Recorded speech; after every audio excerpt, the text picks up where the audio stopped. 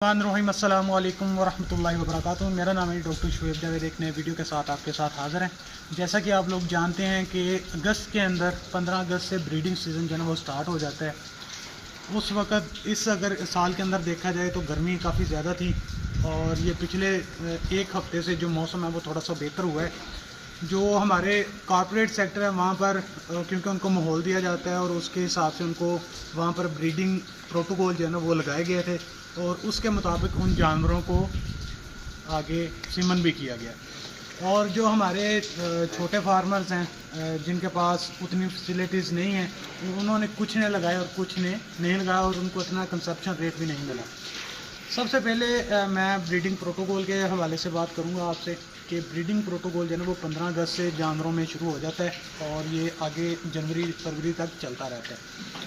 और अब जो मंथ जो जा रहा है वो अक्टूबर का महीना है और अगर हम इन दिनों के अंदर प्रोटोकॉल लगाते हैं तो जाके हमारे जानवर जून जुलाई के अंदर जाके वो पास्चुरेट होंगे। उस वक्त गर्मी बहुत ज़्यादा होती है और उस गर्मी के अंदर जो है ना वो कुछ फार्मर्स कहते हैं कि इस गर्मी के अंदर जो है ना वो सुआ नहीं लेना चाहिए। तो अगर आप लोगों के पास जानवर ज़्यादा हैं और उनको आप एक ही वक्त के अंदर उनको प्रेग्नेंट करना चाहते हैं तो वो सबसे बेहतर तरीक़ाकार होता है कि आप अपने जानवर को प्रोटोकॉल लगाएं और उसके मुताबिक आप अपने जानवरों को इंसेमिनेट करें। इंसेमिनेट करने का जो बेहतरीन तरीका होता है वो ये होता है कि आप किसी भी जानवर को प्रोटोकॉल लगाते हैं, जब प्रोटोकॉल ख़त्म होता है जानवर की जो ओवरी होती है और जानवर की जो बच्चादानी होती है, यूट्रस होती है, उसको चेक किया जाता है। कुछ जानवर होते हैं जो कि हीट साइन दरमियान में शो कर देते हैं तो उनको वहीं पे सीमन कर दिया जाता है और उनका प्रोटोकॉल नेक्स्ट ख़त्म कर दिया जाता है। और कुछ जो जानवर होते हैं वो जब प्रोटोकॉल ख़त्म होता है, लास्ट डे होता है, तो उस दिन चेक किए जाते हैं। उनमें से तकरीबन कह लें कि प्रोटोकॉल के अंदर 90% जो एनिमल्स होते हैं वो हीट के अंदर आ जाते हैं और जो 10% एनिमल्स होते हैं वो हीट में शो नहीं करते। तो उनको बाकायदा चेक किया जाता है, उनकी यूट्रस को प्रॉपर तौर पर जो चेक किया जाता है उसके मुताबिक फिर उनका डिसीजन लिया जाता है कि इनको प्रोटोकॉल करना है या नहीं करना।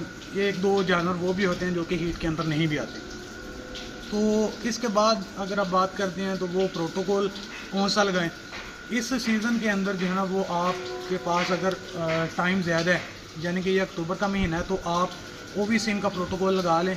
डबल ओविसिन वो 28 दिन का है और वो आपका ये माह गुजर के अगले माह जो है ना वो आपके प्रोटोकॉल ख़त्म होगा और उसके अंदर आपके जानवर को इंसेमिनेशन की जाएगी। उसके अलावा अगर आप नेक्स्ट मंथ के अंदर अगर आप अपने जानवर को इंसेमिनेट करना चाहते हैं तो फिर आप जो है ना वो G6G प्रोटोकॉल है जो कि एक बेहतरीन आपको कंसेप्शन रेट देता है और उसके अंदर जानवर भी ज़्यादा प्रेग्नेंट होते हैं।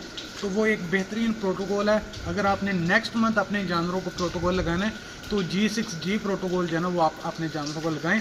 उसके साथ आपको एक कंसेप्शन रेट बेहतर मिल जाता है और जानवर भी ज़्यादा उसके साथ प्रेग्नेंट होते हैं। क्योंकि ये ब्रीडिंग सीज़न जो है ना वो अगर आप नेक्स्ट मंथ पे जाते तो फिर आप डबल ओविसिन प्रोटोकॉल ही लगाएंगे। डबल ओविसिन प्रोटोकॉल जो है ना वो तकरीबन 28 दिन का होता है। 28 दिन के बाद जानवर को इंसेमिनेट किया जाता है। इसके बाद आ जाएँ कि सीमन आपने कौन सा करना होता है। अगर आपके पास जानवर अच्छे हैं जो कि आपके पास अगर एक फार्मर जो है वो उसके पास जानवर 20 लीटर वाले हैं या 20 लीटर से ज़्यादा वाले हैं तो आप अपने जानवर को सीमन जो है ना वो भी अच्छी क्वालिटी का और अच्छी कंपनी का करें। जैसा कि आजकल चल रहा है एआई टोटल के सीमन काफ़ी ज़्यादा चल रहे हैं, तो मैं तो उस पर बात करूँगा। उनके जो बुल्स हैं जो उन्होंने कंपनी ने जाके सिलेक्शन की है, बाकायदा हॉलैंड के अंदर गए हैं और मुफ्ती मुबालिक के अंदर गए हैं सीमन सिलेक्शन के लिए। तो मैंने वो बुल देखे हैं तो बुल की जो सिलेक्शन है उनकी वो बहुत ज़्यादा बेहतर है और बेहतरीन TPI के जो एनिमल्स हैं उन्होंने सेलेक्ट किए हैं और बेहतरीन जो है ना वो प्रोडक्शन भी देते हैं। हमने इस दफ़ा जो सिलेक्शन की है वो एआई टोटल के सीमन्स की है और हम अपने जानवरों को कुछ को लगा भी चुके हैं और कुछ को आगे नेक्स्ट मंथ जो है ना वो हमने अप्लाई भी करने हैं। इसके अलावा सीमन करना कैसे है, सीमन करने के लिए आपको एक बेहतरीन माहौल चाहिए। जानवर को आप शावर दें, अच्छी तरह उसको वॉश करें क्योंकि जरासीम जो होते हैं ना बैक्टीरिया वो बहुत ज़्यादा इसके अंदर अपना किरदार अदा करते हैं। जो बैक्टीरिया होते हैं वो जानवर की वजाइना के अंदर चले जाते हैं जो कि अंदर जाके पस वगैरह का किरदार अदा करते हैं। पस वगैरह के जो जानवर के अंदर यूट्रस के अंदर इन्फेक्शन बन जाती है, वो बैक्टीरिया अपना काम सर अंजाम देते हैं वहाँ पर। तो उसको बचाने के लिए एक सफाई जो है ना वो एक बेहतरीन आपने रखनी है। आप जानवर को चेक करते हैं, पहले उसकी हीट चेक करते हैं, तो उसको फिर शावर दें। शावर देने के बाद आप अपने जानवर को सीमन करें। अब बात आ जाती है सीमन को थाइंग करने का प्रोसेस, यानी कि सीमन को पानी के अंदर आपने भिगोना है। तो आगे जो है ना वो पाकिस्तान का जो मौसम है वो ठंडा आ रहा है पाकिस्तान के अंदर, तो आपने जो पानी लेना है वो उसका टेम्परेचर 37 डिग्री तक होना चाहिए।